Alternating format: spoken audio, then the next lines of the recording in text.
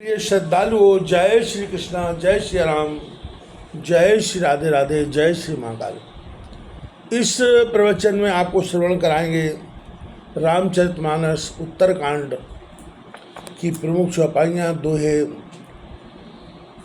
मूल पाठ, हिंदी अर्थ एवं व्याख्या सहित। राज समय सिर नाय बहोरी, चला श्वान मन त्रास न थोरी। उठ मध्यान कीन रघुनंदन, पूज पुरारी भक्त और चंदन।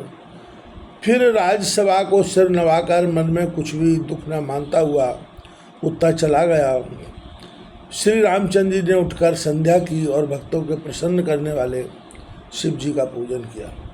भोजन शयन जगतपति कीना, निज निज धाम सदन पग दीना। रहा दिवस जब घटिका चारी, जुरी सभा तब आए खरारी। फिर जगतपति ने भोजन करके कुछ देर शयन किया और सब सभा भी अपने स्थान को प्रस्थान कर गई। जब 4 घड़ी दिन रहा तब श्री रामचंद्र जी की सभा फिर आकर उपस्थित हुई। सुन पुराण सब अनुज समेता, संध्या भई दान सब देता। सभी संध्या वंदन कीना, भवन चले प्रभु आयु चलेना। सब भाइयों समेत पुराण सुनने लगे और संध्या हो गई तो सबने दान दिया। सबने संध्या वंदन किया और प्रभु की आज्ञा लेकर अपने घर को चले। नित्य कोटिचर अवध सिधावे, माँ सांझ समय सब खबर सुनावे। पृथक पृथक सुन चरवर बानी, बोल न एक सो सुनो भवानी। अनेक दूत रामचंद्र जी की आज्ञा से अयोध्या में अथवा और देशों में फिरते हैं। संध्या के समय आकर सब समाचार सुनाते हैं।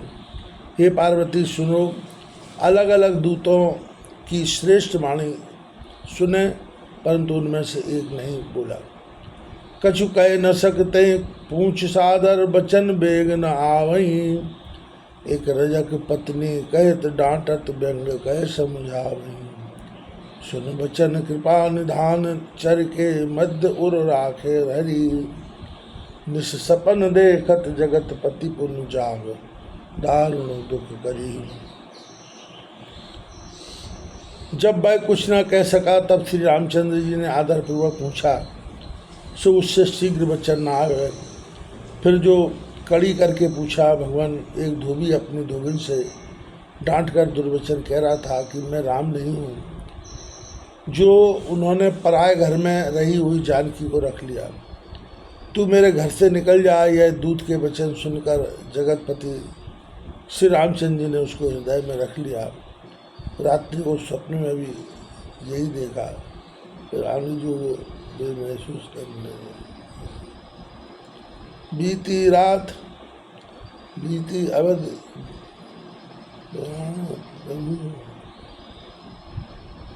बीती अवधि प्रमाण युग, कीन विचार कृपाल। एक सहस पितुराज सुच, करऊं सत्य है काल। जब अयोध्या में रहते ही एक युग प्रमाण समय बीत गया तो कृपा सागर रघुनाथ जी ने विचारा कि अब 1000 वर्ष तक और भी पिता का पवित्र राज्य करना चाहिए। त्यागो जनक सुता बनमाई, राख्यो श्रुतिपथ धर्म न जाहि। अब इसी विषय को आगे बढ़ाते हुए तुलसीदास जी कह रहे हैं, मन प्रण कर पुन सिय पहआए, सादर बोले बचन सुहाए। जानकी जी का वन में त्याग कर दूंगा और वेद का मार्ग रखूंगा जिससे धर्म न जाए। वन में प्रतिज्ञा कर फिर जानकी जी के पास आए और आदर से सुंदर वचन बोले। सुमी की न कछु मांग्यों के काला, हंस कहे कृपा निकेत दयाला। निज छाया में राख विनीता, रहूं जाए निज धाम पुनीता। हंसकर कृपा के सागर रामचंद्र जी ने कहा कि ये सुंदरी, आज तक कभी तुमने मुझसे कुछ नहीं मांगा। यह भी कार्य करो कि अपनी छाया पृथ्वी में रखकर अपने पवित्र धाम में जा रहा हूँ। प्रभु पद बंद गई नम सोई, जीव चराचर लख्यो न कोई, तासन प्रभु वश कयो बुझाई, मनु भावत मांगो सुखदाई। यह सुनते ही जानकी जी प्रभु के चरणों में नमस्कार कर आकाश को चली गई। इस बात को अचर किसी जीव ने नहीं कहा।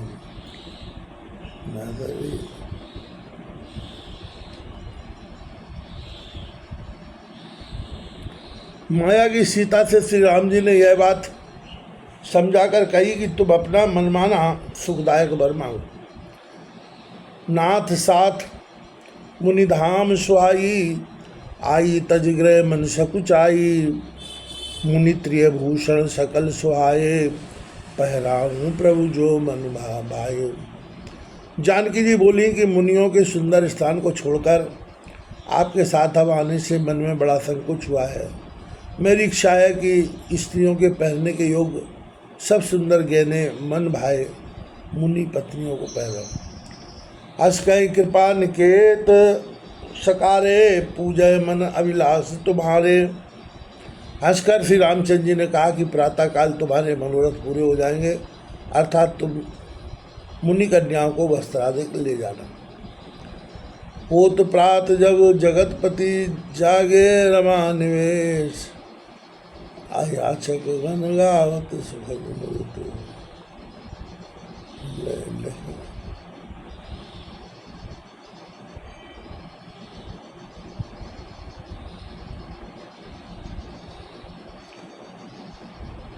भरत शेष रिपु दंपन समेता, आए प्रभु जय कृपा निकेता, कीन प्रणाम मात महलाई, बोले कछु नहीं श्री रघुराई। भरत लक्ष्मण शत्रुघ्न जहाँ प्रभु श्री रामचंद्र जी थे वहाँ आए। उन्होंने पृथ्वी पर सिर धरकर प्रणाम किया, किंतु श्री रामचंद्र जी कुछ न बोले। बदन विलोक सशंकित अंगा, श्रीहत सकल बपुष्कर रंगा, थर थर कांपत तीनों भाई, जाने न जाए चरित रघुराई। प्रभु का मुख व्याकुल और सब शरीर का रंग विवर्ण कांतिहीन तथा अंग शक्ति देखकर तीनों भाई थरथर कांपने लगे। श्री रघुनाथ जी का चरित्र जाना नहीं जाता।